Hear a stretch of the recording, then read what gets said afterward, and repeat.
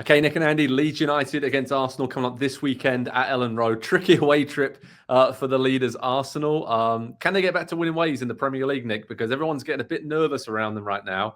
And kind of one of the last places you'd want to go is Ellen Road, facing a Leeds team who have found a formula to be tough to beat and are in decent form as well. Yeah, it's funny. In writing the preview for the game, I was thinking to myself, you know what? My number one argument for Arsenal winning is that how can either of these situations continue? How can Leeds continue to overproduce? I mean, Daniel Farke, what kind of redemptive story for him? Not that anyone thought he was bad, but he had brought teams up and failed to kind of implement his style of play. He's doing that now. It's not that he's been a little bit more pragmatic, but he's still the same guy.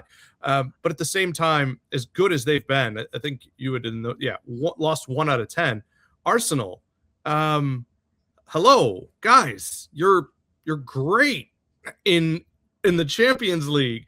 Why can't we just show up? And it does seem to be, Joe, you made the mention, how much of this is in their heads is the thing to me. Yeah. And I don't think it's like all encompassing in their heads, but there's a freedom missing. And I don't quite know what's going on there.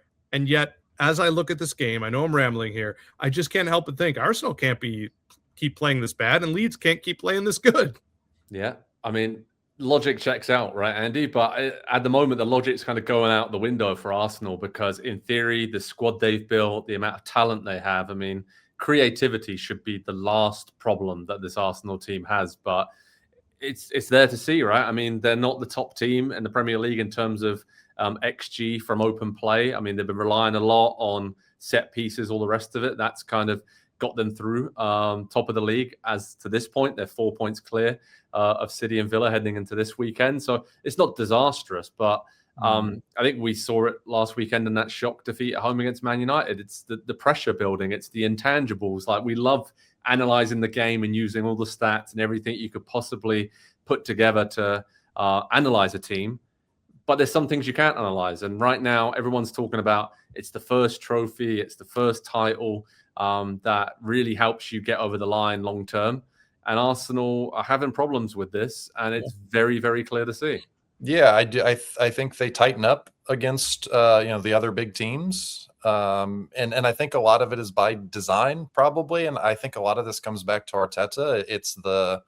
And Pep has always been this way. It's an aversion to risk. And, there was a long period, and Jose before him, there was a long period where big games, especially in the Premier League, were just both teams playing not to lose. And it wasn't the most entertaining period of Premier League football we've ever had. But you kind of understood it because there were these elite teams at the very top, and the margins were so thin. It's different with Arsenal, though, because I feel like they are shrinking the margins themselves. If they would just go out there and play, and if they would just, like you say, Joe, the creativity that they should have in this team, it's obviously there. We see it in these very brief moments. It's just like they bought a sports car and they're trying to pull a trailer up a mountain. It's just like, this is not the correct use for what you have here. And so, not to harp and not to predict their downfall or anything, but I think this has been fairly obvious that this period was going to come at some point in the season. And now it's coming a period where they've got a lot of tough games between now and the end of the season. And if that doesn't change, I just don't know if they're going to get there. I see your metaphor, Andy, and I raise it. It's that it's a guy who got his first sports car. And one day he opens up the garage so the neighbor. The day he got his license too, his first car, yeah. And the next day he takes it around the block, and the next day he's running errands, and the whole time you're thinking, like, dude, you can go 75 on that highway, bro. Like, to me, it does, maybe he's not yet comfortable practicing what he's preaching. Okay, here's just a question. Do they almost have too many options and too many players now in terms of they went out, stacked the squad, and I feel like combination-wise, maybe no fault of their own due to injuries throughout the season, certain players haven't really been able to develop that kind of chemistry that you'd get at this point of a season after joining in the summer. Because I'm looking, and I have no idea who their strongest centre forward is. I think even the combinations on the left, I feel like I should know that at this point and have a very definitive starting lineup, because Trossard's been great, but I would not have pegged him to be their starting left winger for the majority of this season. But especially up top, Nick, I mean, Gyökeres, Havertz, Gabby Jesus, I don't know. I feel like any of those guys you could chuck out there. They do a decent job, but there is no clear kind of contender and nobody really taking it by the scruff of the neck at the moment. I think the solution is what's driving me nuts. Arsenal are kind of numbers defiant right now. And I don't like, honestly, it's as confusing a case. Usually we talk about, hey, what should we write about? What's grabbing you? And what's grabbing me is you look at some of these numbers, and Football Reference has a great one where it's how your team does when you're on the field versus how your team does when you aren't. And it would stun you that the worst player for Arsenal, the guy who's out there when they're the worst, it's Declan Rice and Zubimendi. Now, I tell you that we watched Declan Rice and he looks great. That's how defined. Victor Gyökeres is near the top of that list. So it's one of those things where this team is because I'm not telling you that Rice and Zubimendi stink and that Gyökeres is this hidden gem. It's this team is defying numbers. It's defying our eyes. Andy, we were calling them earlier in the year Team 2-0. Like, this is the team that whatever combination you roll out there, they should be able to limit the other team to maybe around 1 XG tops, and they should score twice. And yet they're finding ways to play in these 2-2 games or a 0-0 game. And it has to be up here. I don't have any other solution, Joe. No, I know. Talking about Leeds, though, and they found a solution, right, with this 3-5-2 formation. I mean, Daniel Farke has done exception ever since that second half away at Man City, where they nearly surged back for a point. And then there's just a switch flipped. And it was sensational to watch. And I spoke to Brendan Aronson and Gabriel Gudmundsson recently, and just said, what's the key here, guys? What's been going on? And they said, it's just kind of momentum. Like, we figured out even the games we were losing earlier in the season, it was tight, it was close, and we just found ways to come out on top on those moments. And of course, having Calvert-Lewin and the kind of goal-scoring form he's been in helps a lot.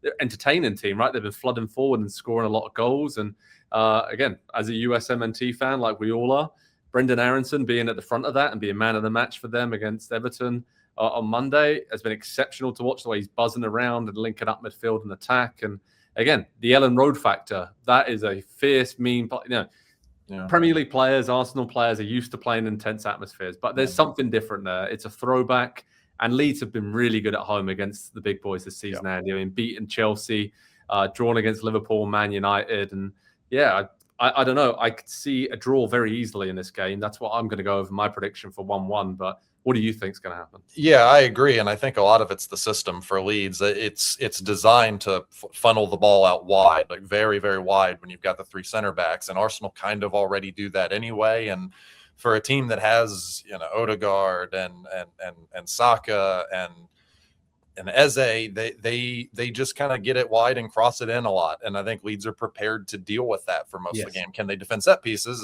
is maybe a different story, as it has been for a lot of teams. But I think Leeds are set up perfectly to really frustrate Arsenal. And I think when Arsenal get frustrated and come up against a little adversity, they don't maybe handle it the best. And so, I'm gonna go a hopeful draw here, a very, very hopeful draw at 1-1, I think. Okay, 1-1. Nick, what are you going with? 2-0, guys, to Arsenal. I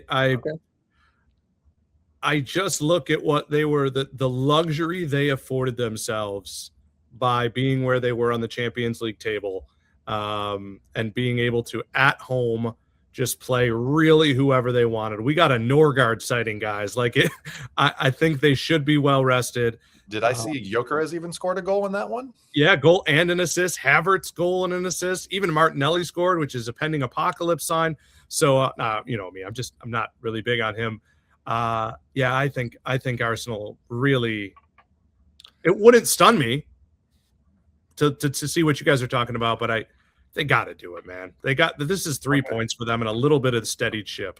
Well, it's a big weekend, right? Because if they lose at Leeds and all of a sudden City and Villa win, then it is only a 1-point gap at the top, which is pretty wild considering what we were talking about a few weekends ago. And some people were even making their plans for the procession for the title and the trophy around North London in May, June time. But just pumping the brakes a little bit, a bit of a reality check. But Arsenal are still a very good team, and let's see how they get on away at a very tough place to go. Leeds United's Ellen Road this weekend. Head over to Pro Soccer Talk on NBCSports.com for all the latest on another huge test. And there's many more to come, but this is a big test right now for Arsenal. Let's see how Mikel Arteta's Gunners get on. Hi there, I'm Rebecca Lowe, studio host of NBC's coverage of the Premier League. Don't forget to hit subscribe to watch more videos all season long. And for even more Premier League content, from original series to live matches, head over to Peacock.